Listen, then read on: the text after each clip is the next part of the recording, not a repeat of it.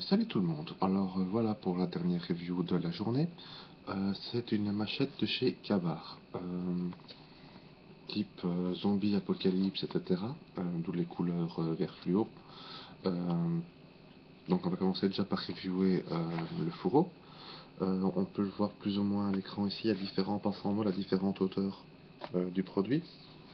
Donc ça permet de le clipser si vous avez un sac molle ou un brelage molle, de glisser des clips adaptateurs pour le fixer au reste de votre équipement pour le porter en extérieur. Sinon, vous pouvez toujours le ranger dans votre sac. Et il y a également un passant ceinture visible ici. Voilà. Suffisamment large pour des ceintures de type militaire. Bon, c'est pas le plus large que j'ai vu non plus, mais ça suffit pour que ça marche. Voilà. Alors ensuite, devant, on peut constater donc qu'il y a un embout pour un sticker, un stretch, un velcro, ce que vous voulez, euh, soit un signe de reconnaissance ou un patch fluo assez voyant si vous faites de la survie et que vous voulez être visible de loin, ça peut toujours aider aussi d'avoir ceci sous la main.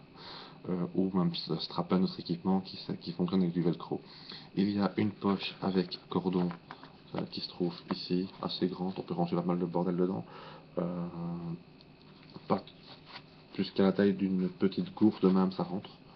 Moi, après, c'est plutôt ce que j'utilise pour mettre mes autres équipements d'extérieur que j'ai envie de stocker près de la machette et de son petit couteau associé. Ensuite, le petit couteau qui est dissimulé dans le fourreau également, ici. C'est un petit cabar, très petit. Franchement, on ne sait pas faire grand chose avec, mais ça peut toujours assister si on a besoin d'un poinçon quoi en survie. Euh, Vous battez pas avec celui-là si ça devait arriver, vous seriez rien à en faire.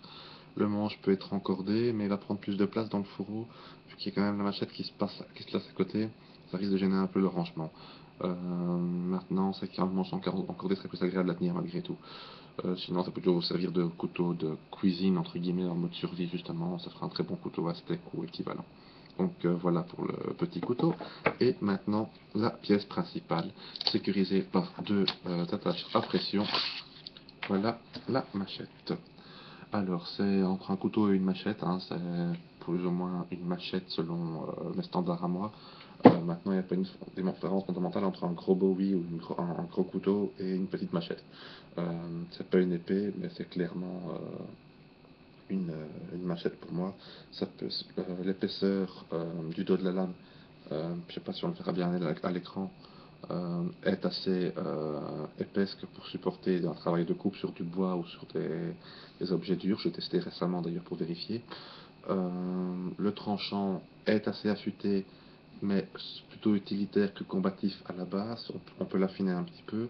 La pointe, elle, est tout à fait correcte pour pénétrer dans quelque chose de vivant ou de moins vivant au choix.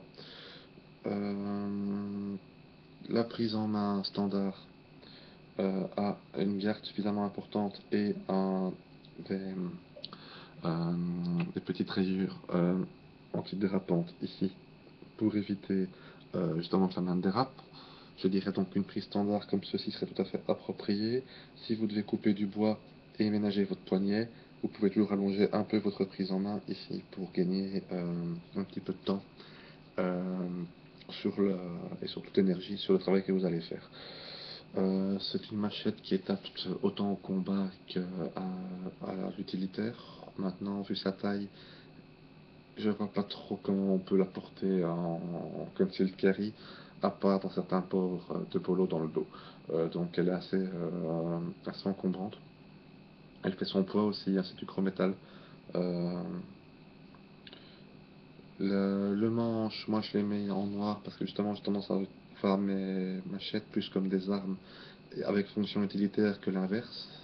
Il y a aussi des plaquettes vert fluo, donc comme le cordon et le logo du produit, qui peuvent la remplacer. Donc c'est au choix si vous préférez une machette plus voyante. Justement, dans un contexte plus survie, parfois être voyant c'est important. D'autres moments, on préfère être discret. Donc ça c'est une question de goût. C'est à vous de voir ce qui vous convient le mieux, mais ça reste un excellent produit. Donc merci à Guillaume de me l'avoir offert à l'époque, c'était un très bon choix comme cadeau. Voilà. Bonne soirée et à très bientôt.